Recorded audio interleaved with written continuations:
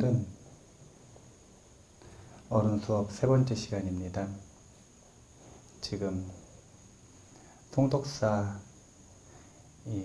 다양한 불사들이 이루어지고 있는데 그 기간 동안은 통독사를 중심으로 좀 있으려고 하면서 지금 통독사에서 계속 법문을 하고 있는데요. 어른 수업 세 번째 시간의 주제는 제목이 밀당을 견디는 힘입니다. 밀당 뭔 줄 아시죠? 밀고 당기기. 밀고 당기기. 관계 속에 항상 있는 이 밀당인데요. 사실은 이 연인 관계의 밀당을 이야기하는 건 아니고요. 배움이 어떻게 이루어지는가 라고 하는 주제예요. 배움이라고 하는 것은 어떻게 이루어지는가, 교육이라고 하는 것은 어떻게 이루어지는가 라고 하는 주제를 가지고 밀당을 견디는 힘이라는 이야기를 오늘 한번 해보려고 합니다.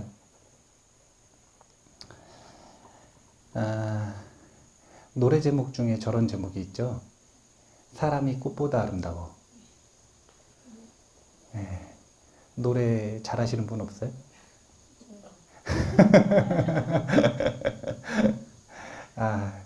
관도신법부가 있었으면 바로 시켜보는데 절친에선 보통 이러면 곧바로 시켜보거든요. 일단 한번 노래 불러보라고. 그런데 제가 느낌표가 아니라 물음표를 붙였어요.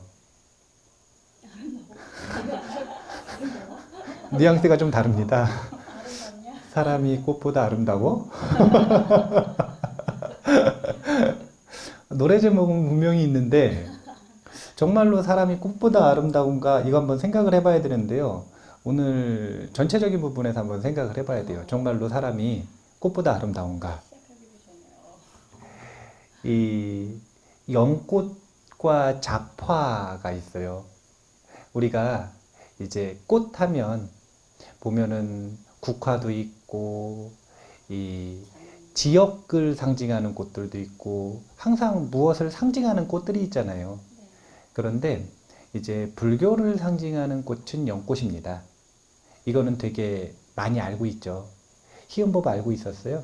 히은버부가 알면 다 아는 거거든요. 히은버부가 알면 다 아는 거예요. 그러니까 전부 다 아는 얘기예요. 이 불교를 상징하는 꽃은 연꽃이다. 그래서 연등축제도 하고 초파일 연등도 달고 이러는 거잖아요. 그런데 연꽃은 불교를 상징하는 꽃이고요.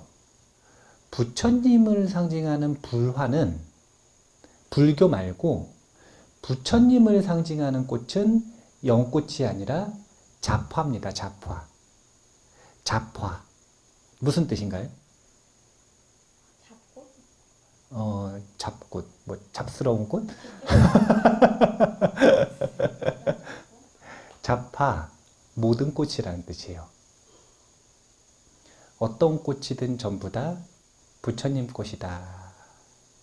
이게 불교, 부처님의 가르침을 상징하는 꽃과 부처님 자체를 상징하는 꽃의 차이점인 거예요. 왜 연꽃이 불교의 상징이 되냐면요. 이 사바세계를 진흙탕으로 비유를 했어요.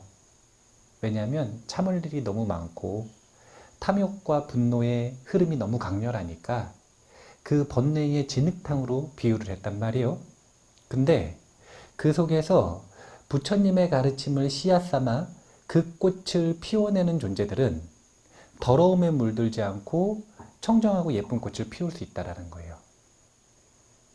진흙 속에 살아가지만, 번뇌 속에 살아가지만 부처님의 가르침에 의지해서 그 씨앗을 피워낸다면 우리는 아주 청정하고 맑은 꽃을 피울 수가 있다. 그래서 불교가 연꽃의 상징이에요. 그런데 왜 부처님은 잡화냐? 왜 부처님은 잡화냐? 부처님 눈으로 보기에 저기 길거리에 있는 작은 못생긴 꽃도, 우리가 정말 좋아하는 장미꽃도, 우리 송덕사에도 장미가 있거든요. 장미꽃도. 그리고 길거리에 이렇게 쭉 갔다가 보면은 그 노란 꽃 있잖아요. 요만한 거. 이렇게 막 많이 있는 거. 이렇게. 뭐 그런 거. 자주 보이는 꽃이든 눈에 안 띄는 꽃이든 희우한 꽃이든 흔한 꽃이든 작은 꽃이든 큰 꽃이든 상관없이 부처님께서 깨달으신 다음에 보니까 그 모든 꽃들이 이미 완벽하더라. 부처님의 깨달음의 진리를 그대로 전달하고 있는 가르침이 화엄경인데 이 화엄경의 제목에 있는 불화가 바로 자파예요. 자파. 만물. 이 세상에 있는 모든 존재는 이미 불화다. 이미 더 이상 바꿀 것도 없고 갖춰야 되는 것도 없고 무엇인가 버려야 되는 것도 없이 그냥 이미 완벽한 부처님 꽃이다. 이미 완벽하다. 라고 하는 것이 부처님의 눈이고 그것이 바로 부처님을 상징하는 잡화가 된 이유입니다. 어른 수업 원고 내용이 있는데요. 저 부분 한번 읽어볼까요? 사람들이 어떤 모습으로 어떤 감정으로 어떤 인연으로 살아가든 그들이 꽃보다 아름다운 이유는 그들은 존귀한 존재이기 때문입니다. 이미네요. 이미 그들은 존귀한 존재이기 때문입니다. 방향성과 인연에 따라 어떤 꽃이든 피워낼 수 있는 그 무한한 가능성은 가슴 설레는 위대함입니다. 나이 지긋한 어른들이 삶을 살아본 후 청년들의 젊음을 보기만 해도 그들의 가능성에 가슴 설레고 부럽듯 무엇이든 될 수 있는 우리 모두는 세상 모든 것의 가능성을 품은 가슴 벅찬 아름다운 꽃입니다. 왜 어르신들이 보면 젊은 친구들 보면 화장을 했든 안 했든 이쁘다 그러잖아요. 젊은 친구들끼리 이 사람은 이쁘고 잘생겼다, 이 사람은 못생겼다 이런 구분이 있는데 어르신들이 보면 그냥 젊은 것만으로 이쁘다 그러잖아요. 젊은 것만으로 그냥 이쁘다 그러죠. 그게 젊음이 부러워서 그럴까요? 물론 그런 게 있겠죠. 예. 물론 그런 게 있을 겁니다. 물론 그런 게 있을 거예요. 그런데 살아보니까 어른들은 삶을 충분히 살아보고 나니까 뭘 알게 되는 거냐면 젊을 때는 정말로 뭐든 할 수 있구나. 마음만 먹으면 삶을 바꿀 수 있구나. 젊으면 젊을수록 그 가능성은 크구나.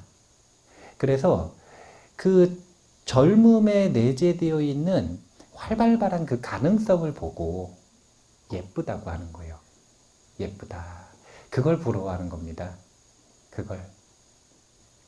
그래서 우리가 만약에 사람이 꽃보다 아름답다면 그것은 다른 이유 때문이 아니라 지난 시간에도 이야기했듯이 인간이 만물의 영장이라고 부를 수 있는 근거가 의식의 유연성 그리고 삶을 바꿀 수 있는 가능성에 있듯이 그렇게 이 자신의 삶을 바꿀 수 있는 그런 힘을 지니고 있기 때문에 사람이 꽃보다 아름답다고 하지 않는가? 라는 생각을 해봅니다. 부처님 꽃은 자파라 그랬죠?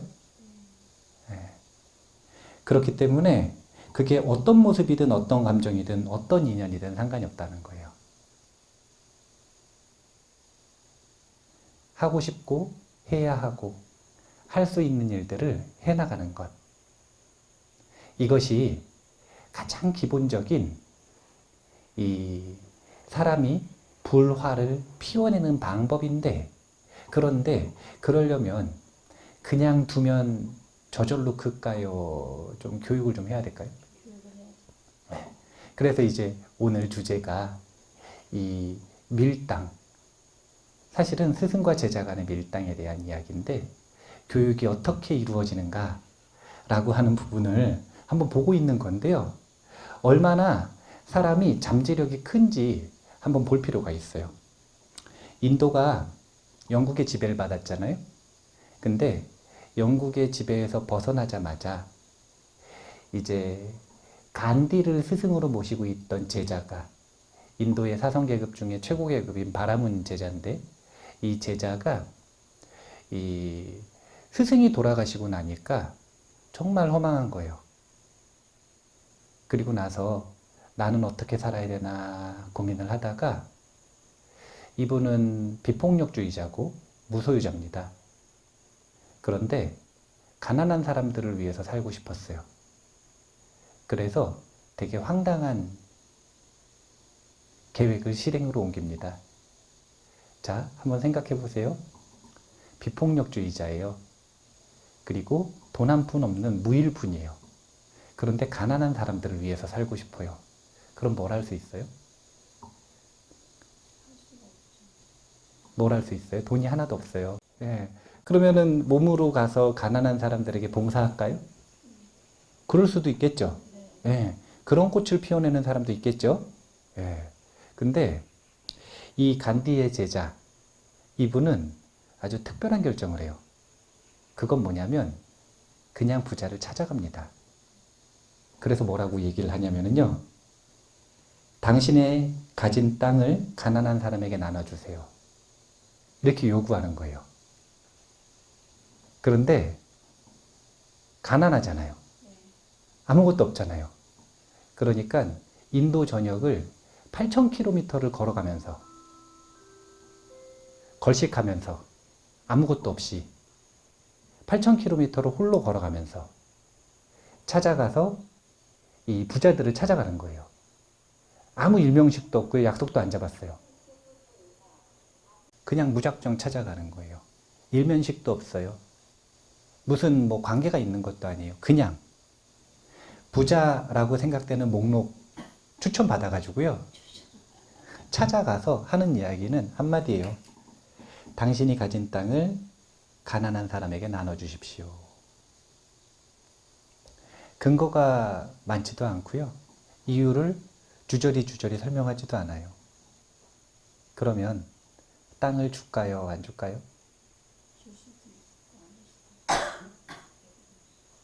부자들이 가난한 사람을 위해서 땅을 나눠주라는데 음식 조금 주라는 것도 아니고 본인이 가지고 있는 건물 하나 주라는 것도 아니고 본인이 가지고 있는 황금 조금 나눠주라는 것도 아니고 땅을 나눠주래요. 땅을. 제일 귀한 것 중 하나 아니에요. 땅이 있으니까 그 모든 것들이 나왔는데 그 땅을 나눠주래요. 나눠주겠어요? 안 나눠주겠어요? 희은 법은 나눠주겠어요? 안 나눠주겠어요? 나눠주겠어요? 아직 부자가 안 돼봐서.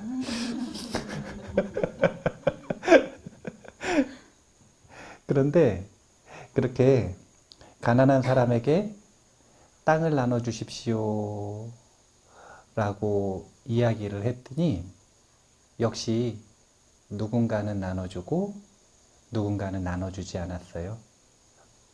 특히 나눠주는 사람이 많았을까요? 안 나눠주는 사람이 많았을까요?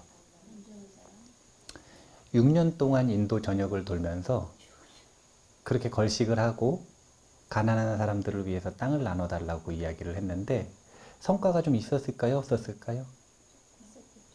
있었겠죠? 예. 얼마나 받았냐면요. 2,500만 평을 받았대요. 25,000평 아니고요. 2,500만 평을 받았답니다. 스코틀랜드 정도 되는 넓이래요. 스코틀랜드 정도 되는 넓이인데 6년 동안 가난한 사람들을 위해서 오직 걸어다니며 걸식하며 부자들을 만나서 그냥 진심 어린 부탁을 한 거예요. 당신이 가진 땅을 가난한 사람에게 나눠주십시오. 그리고 2,500만 평을 받았대요. 거절한 사람이 그렇게 많음에도 불구하고.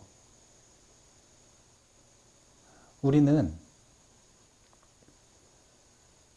돈이 한 푼 없어요? 비폭력주의자고 아무 근거가 없어요. 그런데 가난한 사람을 돕고 싶은 마음이 났어요. 그러면 각자 할 수 있는 선택이라는 것들이 있겠죠. 그런 마음이 났을 때 그런 마음 자체가 아주 예쁜 꽃이잖아요. 그런데 간디에게 삶을 배웠었던 이 제자는 다른 방식을 생각했죠.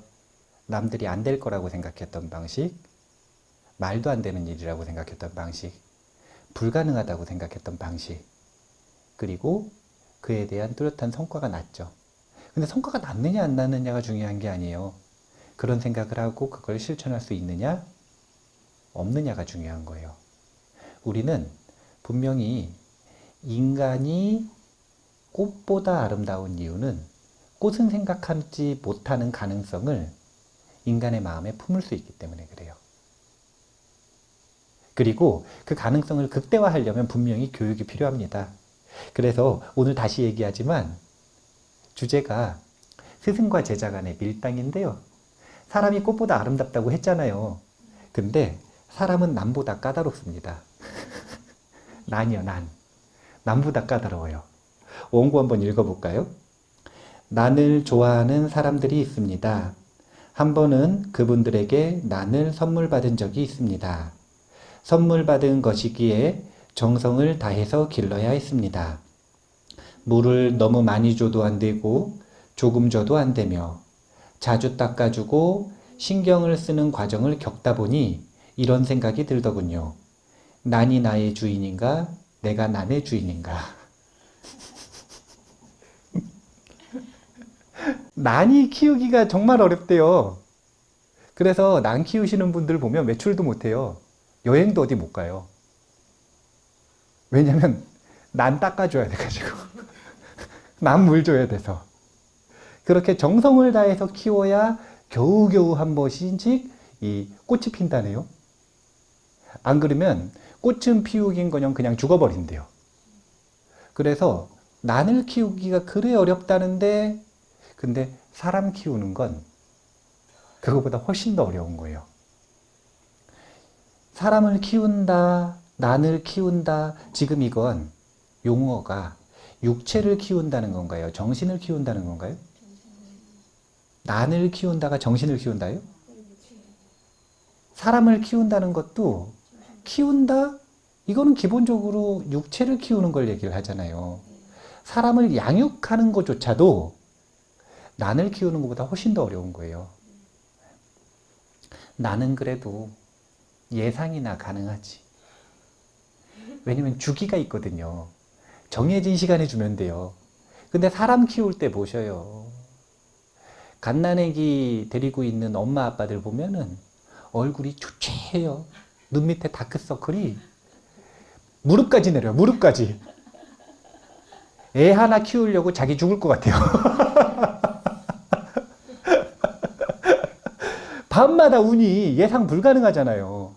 거기다가 두 번째나 세 번째면 그래도 좀 여유가 생기고 아이의 신호를 알기 때문에 그래도 좀 괜찮은데 첫 번째 때는 이게 뭘 해달라는 건지 도저히 알 수가 없는 거예요. 커뮤니케이션이 안 되니까.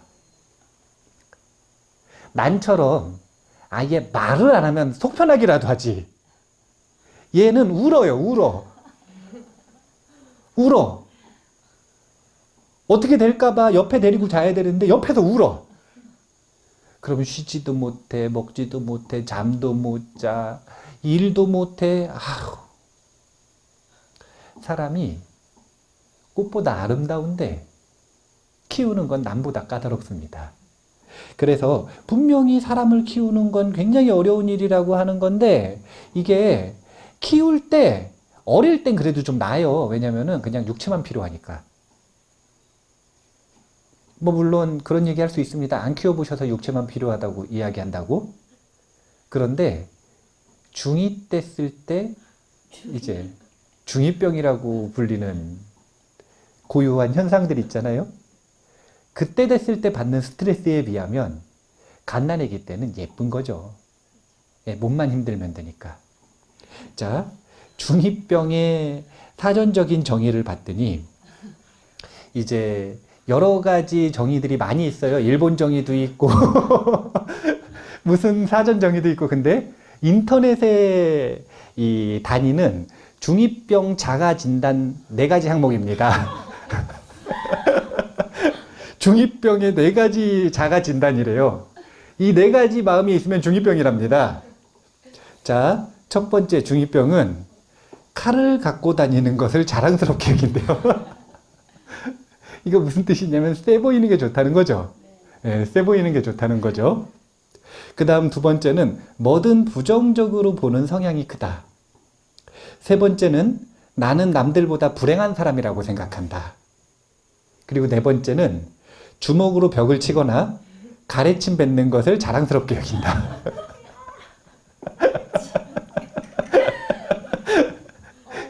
이게 중2병의 특징이거든요. 사실은 요즘에는 중2병 그러지만 중2 되기 전부터 힘들어요. 이제는 미운 몇 살이라 그러죠? 4살까지 내려갔어요? 예전엔 6살이었는데 요즘 4살까지 갔어요. 와. 죽이고 싶은 7살. 죽이고 싶은 7살.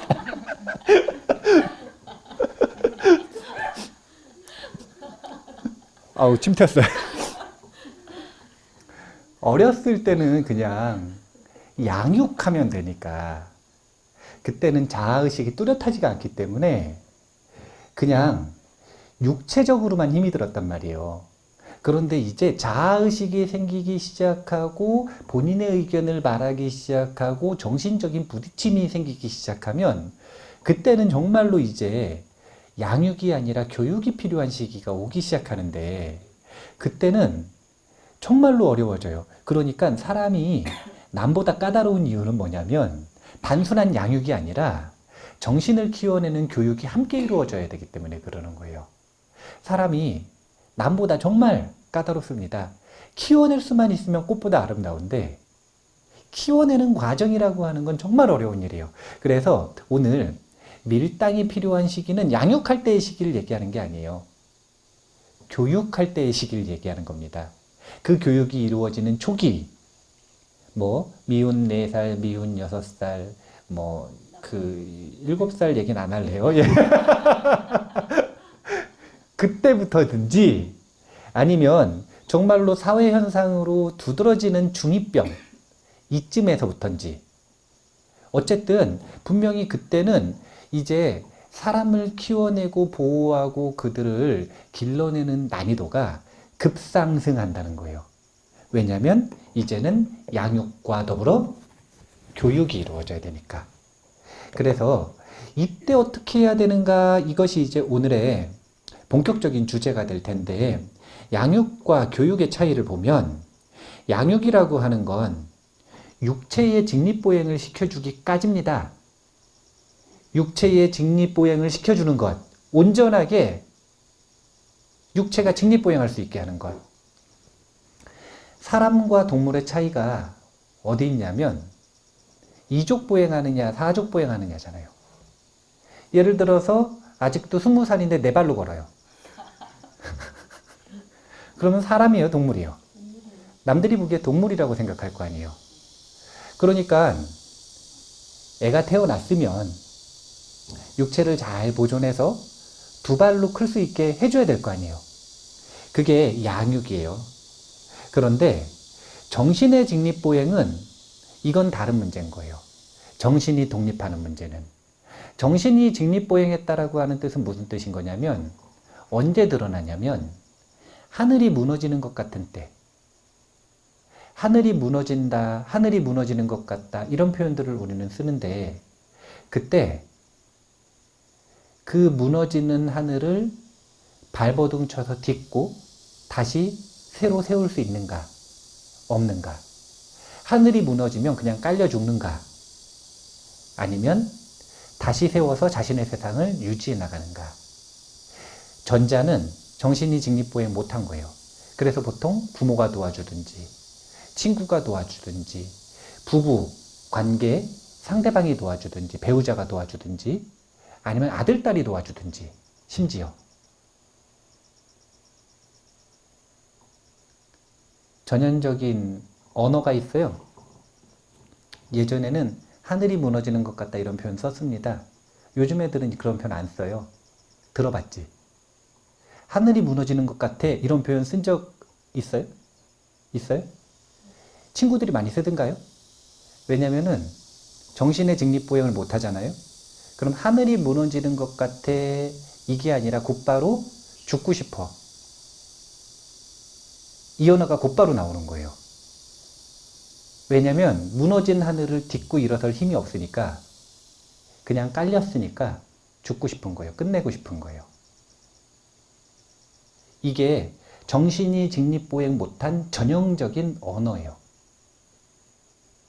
정신이 직립보행하기 위해서는 분명히 교육이라고 하는 게 필요합니다. 그래서 육체의 직립보행을 시켜주는 거는 부모의 역할이죠. 근데 이게 성인, 이룰 성자에 사람인 자. 이 뭐냐면 주민등록증 나오는 때잖아요, 요즘은. 근데 그건 반쪽짜리라는 거예요. 육체의 직립보행만 해서는. 정신의 직립보행은 스승의 역할인데 스승의 역할을 통해서 정신의 직립보행을 이뤄야 비로소 성인, 사람 된 겁니다. 반쪽짜리가 아니라. 하늘이 무너져도 버틸 수 있는가? 발버둥 쳐서라도 다시 살아갈 수 있는가? 정신의 직립보행을 이루지 못한 사람들 뭐라 그러냐면요. 하늘이 무너졌는데 발버둥 치면 쿨하지 못하다 그래요. 쿨하지 못하다 그래요. 그냥 쿨하게 포기하지. 그게 멋진 건 줄 알아요. 근데 그거는 본인이 반쪽짜리라는 걸 증명하는 이야기입니다. 그래서 이게 스승의 역할은 굉장히 중요한 건데 정말 스승은 극한 직업이에요. 최근에 저희 자등명선언에서 이 도반 스님 초대해가지고 우리 요 120인치짜리 빔 프로젝트 달았다고 이 도반 스님 오시라 그래가지고 영화를 한 편 봤어요. 근데 극한 직업이라는 영화를 봤는데 그 극한 직업이라는 영화를 봤더니 형사들이 진짜 극한 직업으로 묘사가 됐더라고요. 네. 그런데 스승도 극한 직업이에요. 네. 왜 극한 직업인지 한번 볼게요. 원문에 해당되는데 한번 읽어볼까요? 가르침을 주고받는 관계에서는 보이지 않는 위계관계가 분명히 존재해야 합니다. 물은 높은 곳에서 낮은 곳으로 흐르기 때문입니다. 제자가 스승을 존경하지 않고 우습게 보는 순간 그 가르침의 관계는 역행의 관계로 변화하는 것이 필연입니다. 스승은 제자를 사랑하고 아껴야 합니다. 하지만 그것을 표현하는 타이밍은 절대적으로 중요합니다. 과유불급이라. 스승이 제자를 가르치는 데 있어서 아쉬움을 품고 있는 을의 위치에 서면 그 관계가 흐려지는 것이죠. 스승과 제자의 관계가 원활하게 이루어지기 위해서는 그 위계관계가 분명해야 됩니다. 선을 넘지 말아야 돼요. 스승은. 선을 분명하게 지켜야 돼요. 그게 뭐냐면 본인과 제자와의 관계에서 갑과 을의 관계가 있다면 스승의 갑의 관계에 있지 않으면 교육은 끝나는 거예요. 교육은 끝나는 거예요. 교육이 안 됩니다. 선생님과 제자 간의 관계가 평등해야 되지 않느냐라고 이야기하는 경우들도 있죠. 그래서 망했어요. 망했어. 교육이 안 돼요. 교육은 안 이루어져요. 평등한 건 언제 평등해지는 거냐면 성인과 성인과의 관계에서. 그러니까 이미 정신의 직립보행을 이룬 성숙해진 사람에게 무엇을 배울 때는 평등해도 배울 수가 있어요. 왜냐하면 온전한 자발성을 품고 있기 때문에. 그런데 대부분의 미성년, 정신이 온전하지 못한 이들, 정신이 완전히 직립보행이 되지 못한 이들, 이런 이들은 본인의 삶을 바꾸기 위한 배움에 자발성이 부족해요. 그렇다면 그들에게 교육이 잘 이루어지기 위해서는 이 분명한 포지션이 있어야 된다는 거예요. 양육을 할 때는요, 무조건 져주는 게 좋기는 해요. 왜냐하면 아직 그 아이가 성숙하지 못하기 때문에. 그런데 그 아이가 정신적인 부분을 교육받는 입장으로 바뀌기 시작할 때는 이 포지션의 변화가 분명히 있어야 된다는 거예요. 제가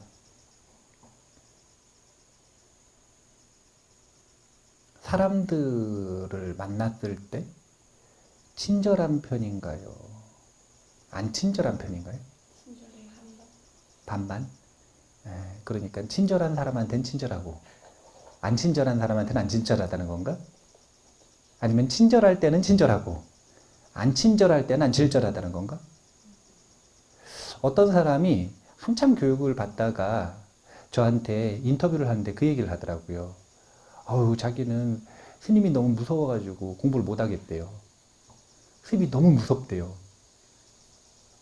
그래서 제가 하는 이야기가 여기서도 무섭지 않고 긴장이 안 되면 어디서 긴장할 거냐고. 두려워하는 마음, 긴장하는 마음 없이는 교육이 안 되기 때문에 두렵지 않아지는 순간 딴 데 가시라고. 왜냐면 교육은 끝난 거니까. 교육은 끝난 거니까.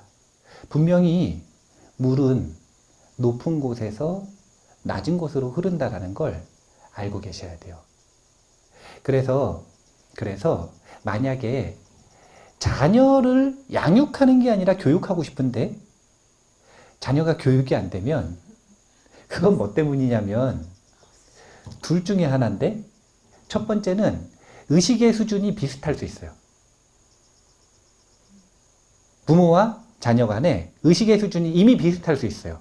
그럼 높은 곳에서 낮은 곳으로 흘러야 되는데 비슷하니까 흐르질 않는 거예요. 두 번째는 부모가 의식의 수준이 더 높지만 포지션을 잘못 잡았을 수 있어요. 자녀에게 의리되어 있는 관계가 이미 형성되어 있을 수 있어요. 그러면 자녀는 부모를 두려워하지 않는 거죠. 부모를 보면 막 기절하고 막 진절머리치고 이런 공포를 느껴야 된다는 게 아니에요. 분명히 사랑하고 존경하는 마음이 있지만 뭔가 이 경외심을 가지고 있는, 경외를 가지고 있는 그런 포지션일 때 교육이 된다는 거예요. 그런데 만약에 이미 글렀다, 이미 관계가 형성이 그렇게 돼버렸다, 그러면 빨리 아웃소싱을 맡기셔야 돼요. 빨리 아웃소싱을 맡기셔야 돼요. 왜냐하면 사실은 정신을 키우는 건 스승의 역할이기 때문에. 부모님들이 부모 역할도 하고 스승 역할도 하고 친구 역할도 하고 다 하려고 욕심부리면 하나도 못하는 경우가 있어요. 왜냐면 관계는 단순할수록 좋잖아요. 그래서 부모 역할은 이미 어렸을 때 다 했죠. 그러면 그 이후에 아이가 성인이 되어갈 때 친구를 할지 스승을 할지, 친구가 될지 스승이 될지, 이것을 할 수 있는 것과 하고 싶은 걸 분명하게 구분을 할 필요가 있습니다. 친구가 될 거면 갑의 관계에 있을 필요가 있을까요? 없을까요? 없어요. 안 있어도 돼요. 평등하게 있어도 되고 져줘도 돼요. 그런데 그걸 못 견디는 경우들이 있죠. 못 견디는 거예요. 스승 관계가 되려면 분명히 갑의 포지션을 유지해야 되는데 그게 생각보다 되게 어려운 일이에요. 그 포지션을 유지한다라는 게. 본인도 열심히 노력해서 의식을 발전시켜야 되는 것 뿐만이 아니라 태도도 어려워요. 어떤 태도가 어렵냐면, 자, 스승의 밀당이 있단 말이에요. 스승의 밀당. 이 논어에 나오는 이야기인데, 공자님은 제자들을 이렇게 가르치셨대요. 스승이 가르침을 주는 데 있어서 제자가 스스로 분발해 열심히 하려 들지 않는다면 그만큼의 가르침을 주지 않는다. 그러니까 원할 때, 소화할 수 있을 때, 자발성이 있을 때 가르침을 줘야 그래야 효과가 있다는 거예요. 그런데 대부분 보면 왜 이제 뭐가 스승의 극한 직업 어려운 점이냐면은 잠복 근무를 많이 해야 돼요. 한번 읽어볼까요? 스승은 항상 갑의 위치에 있어야 합니다. 갑질을 하라는 것이 아니라 목마른 자에게 물을 줘야 하고 배고픈 사람에게 밥을 줘야 한다는 것입니다. 너무 많이 먹어 소화를 시키지도 못하고 배가 터질 것 같아 토할 것 같은 사람에게 계속 먹을 것을 주는 것은 사랑도 뭣도 아닌 그저 폭력일 뿐입니다. 이런 경험을 하고 나면 스승이 주는 음식이 아무리 훌륭한 산의 진미라 하더라도 먹고 싶지 않기 마련입니다. 그렇기에 스승이 가져야 하는 제자에 대한 사랑의 미덕은 바로 기다림과 관찰입니다. 제자가 목이 말라 간절해지는 그 타이밍을 잡기 위해 마음으로 그를 바라봐야 하고 또한 그 순간 아낌없이 자신의 지혜를 제자에게 선물해 줘야 합니다. 기다림과 관찰, 이게 바로 잠복근무인데 그 극한 직업 영화 보니까 범인 잡으려고 잠복근무 하는데 치킨집 하잖아요. 잠복근무를 엄청 하잖아요. 범인을 잡는 순간은요, 잠깐이에요. 그 잠깐을 위해서, 그 완벽한 순간을 위해서 엄청난 기다림과 관찰의 시간이 있죠. 집에도 못 들어가고. 스승도 마찬가지예요.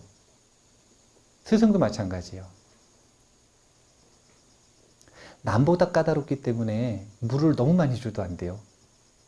너무 과한 가르침을 많이 줘도 안 됩니다.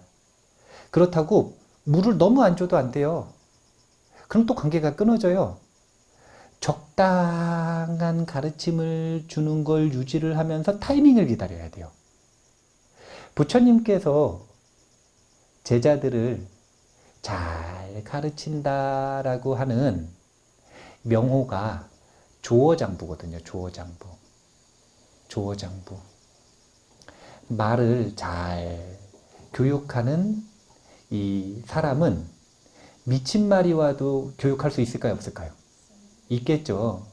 예. 말의 상태와 말의 특징과 상관없이 어떤 케이스든 교육해낼 수 있는 사람이 최고의 교육자잖아요. 그런 것처럼 부처님께서는 99명을 죽인 연쇄살인범도 아라한으로 만들었고 한 문장도 외우지 못하는 바보도 아라한으로 만들었고 하루아침에 두 아들과 남편, 친정집 전체가 몰살당한 그래서 완전히 미쳐서 돌아다니던 여인도 아라한으로 만들었어요. 케이스가 전부 다른데 그 다양한 상황 속에서 조어장부의 역할을 할 수 있는 이유가 무엇인가? 절대 조급해하지 않고 기다린다라는 것. 언제를 기다리냐면요. 목마른 그 순간을요. 그리고 잘 관찰하는 눈이 있다는 것. 목마른 그 순간을 기다렸는데 밥을 줘요. 기다리기는 했는데 목말라. 근데 밥을 줬어요. 그럼 지혜로워요? 안 지혜로워요? 지혜롭지 않죠? 그래서 잘 관찰해서 필요한 것을 주는 것. 이걸 할 줄 알아야 교육이 되기 때문에 스승은 정말 극한 직업이라고 이야기를 하는 겁니다. 스승은 잠복근무를 잘해야 되는데요. 이제 선사들이 교육을 어떻게 하는지 한번 예를 보고 오늘 이야기를 마치려고 그래요. 이 대우선사와 황벽스님 그리고 임재스님의 일합니다. 황벽선사한테 임재스님이 공부를 하다가 엄청 두드려 맞고 맨날 두드려만 맞다가 도망온 거예요. 대우 스님한테. 이제 나는 여기서 두드려 맞으면서 공부 못하겠다. 그래서 대우 스님한테 가가지고 이제 난 여기서 공부를 하겠다라고 찾아가서 인사하는 장면이에요. 대우 스님이 말하기를, 대우 선사가 말하기를, 그대가 누구냐면 임재 스님이죠. 임재여, 황벽이 무엇을 가르쳐 주더냐 하니 대답하기를 허물도 없는데 때리기만 합니다. 어떤 식이냐면 질문하러 들어가잖아요. 그럼 질문이 끝나기도 전에 일단 때려요. 어떤 때는 질문을 시작하기도 전에 때려요. 어떤 때는 질문에 대한 답을 했는데 그냥 무조건 때려요. 이런 식이에요. 몽둥이 들고 무조건 때리는 거예요, 그냥. 여긴 무슨 조폭도 아니고 무조건 막 때리는데 거기서 못 견디다 와가지고 이런 대답을 하는 거예요. 허물도 없는데 때리기만 합니다. 대우가 무릎을 탁 치면서 허물이 있는지 없는지 다시 가서 물어봐라. 이렇게 대답을 했더니 그 말 끝나는데 임재 스님이 대오했어요. 깨달아 버렸어요. 그리고 말하기를 황벽의 불법이 별것 아니다. 무다자하니 말이냐 이렇게 대답을 하고 나서 이때 대우 스님이 깨달은 임재 스님에게 하는 이야기가 이 오줌 싸기 같은 놈이 조금 전에는 울면서 하소연하더니 뭐가 별것 아니라고 말을 하느냐. 무엇을 보았는지 일러라. 그러니까 임재 스님이 그 스승 대우 스님 앞에 가가지고 그 스승 대우 스님의 가슴을 3번 치자 대우가 하는 이야기가 내 스승은 황벽이다. 다시 가거라. 이렇게 이야기했다 그래요. 지금 깨달음을 인가해 준 게 맞긴 맞는데 깨달은 이유가 내 가르침 때문이 아니라 황벽에게 두드려 맞췄기 때문이라는 거죠. 그러니까 황벽에게 가서 인가를 받아라 이런 얘기예요. 자, 그래서 이제 황벽 스님한테 갑니다.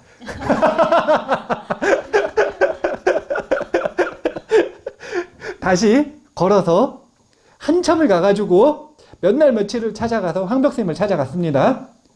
다시 황벽을 찾아가니 대우 화상에서 있었다면서 이야기를 하면서 대우 스님의 대우 선사에게 배웠었던 일을 다 말해보라 하니 이 황벽 스님이에게 임재 스님이 그때 있었던 일들을 다 말한 거예요.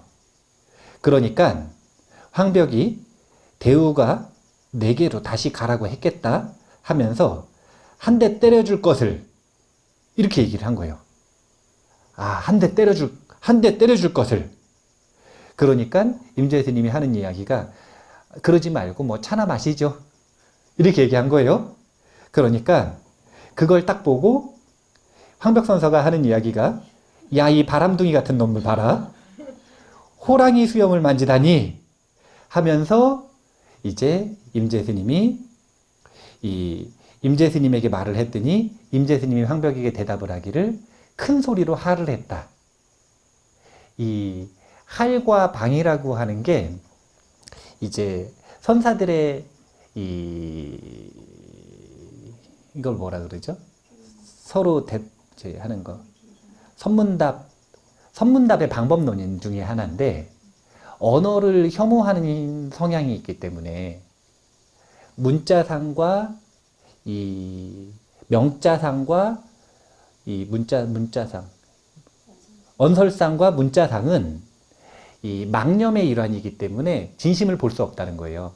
그래서 언어를 뛰어넘어서 할은 뭐냐면 질문하면 소리를 꽥 지르는 거예요. 그래도 이건 양반이라 방은 뭐냐면 질문하면 때려버리는 거예요. 여우같이 말로 하지 말고 행동으로 보여라 이거예요. 본인의 의식을. 그래서 맨날 두드려 맞다가 대우 스님한테 가서 대오했다 이거예요. 그리고 나서 지금 점검받는 과정이 황벽선사와의 지금 일한 거예요. 마지막에 임재 스님은 할 함으로써 이게 할 이렇게 소리 지르는 게 아니에요. 소리 지르는 걸 할이라고 그러는 거예요. 소리 한번 크게 지름으로써 본인의 자유로움을 보여주는 겁니다. 근데 벌써 태도가 완전히 다르잖아요. 태도가 완전히 다르잖아요. 예전에 두드려 맞을 때는 어떻게 했냐면 억울하고 분하고 견디다 못해서 도망갔잖아요. 근데 한 대 때릴까 그랬더니 아이 그러지 말고 차 하나 한 잔 주시오. 이미 두드려 맞을 단계는 넘었어요, 안 넘었어요? 넘었어요. 황덕선사가 아는 겁니다. 뭘 아냐면 지금 때리면 나도 맞는다. 지금 때리면 이제 나도 맞는다. 그래서 이 바람둥이 같은 놈이 저기 가서 깨달아왔다고 하시면서 인가를 딱 해주시면서 호랑이 수염을 만졌다. 이렇게 얘기를 하시는 거예요. 그러니까 임재선사가 본인의 의식을 보이기를 한로써 보이는 겁니다. 그런데 극한 직업이에요.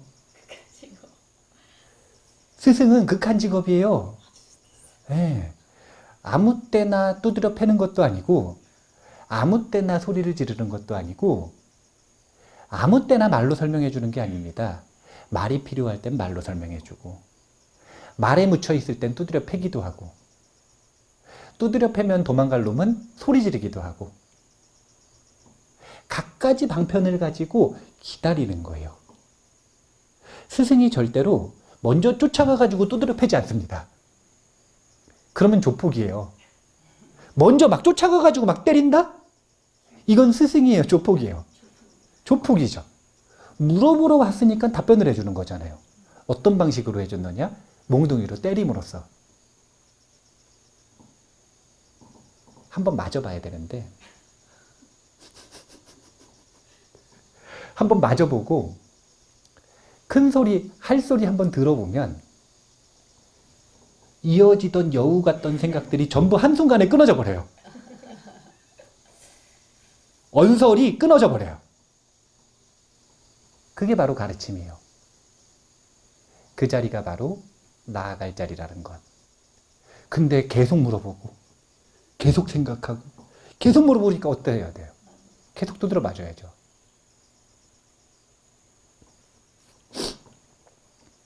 물론 요즘은 못 때려요.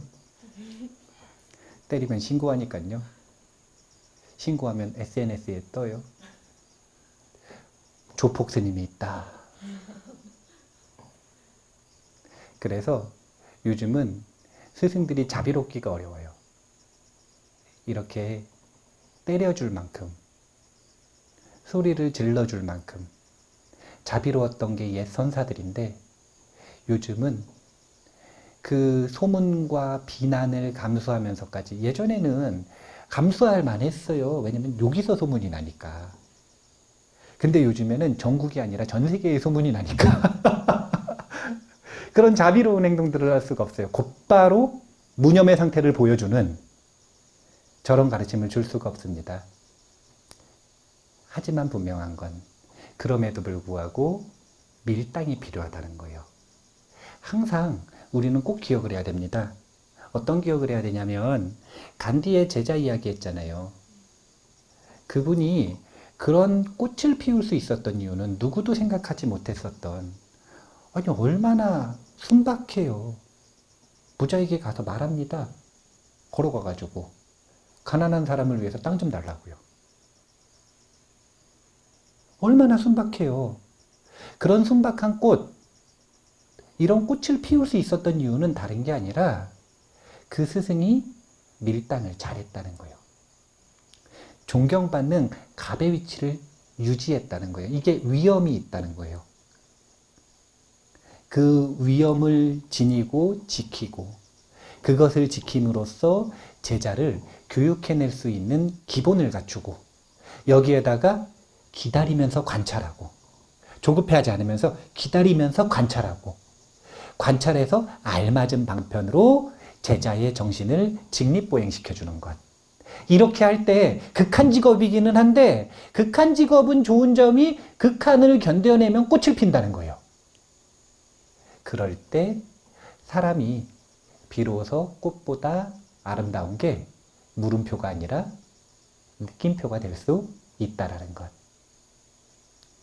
우리가 스승의 입장이 반드시 됩니다. 반드시 돼요. 선배만 돼도 스승의 입장인 거잖아요. 아이를 낳으면 당연히 스승의 입장이잖아요. 스승의 입장은 언젠가 반드시 되게 돼 있어요. 그때 그 스승의 역할을 제대로 할 수 있느냐 없느냐. 그건 밀당을 견디는 힘. 이것에 의해서 결정된다라는 것을 꼭 기억을 하시고 자신의 분신을 세상에 많이 만들어내는 그런 스승의 역할을 연습하고 그 힘을 갖는 어른이 되었으면 좋겠다라는 생각을 합니다. 그러면 되겠죠? 네. 그러면 오늘 어른 수업 내용은 이만 마치도록 하겠습니다. 감사합니다.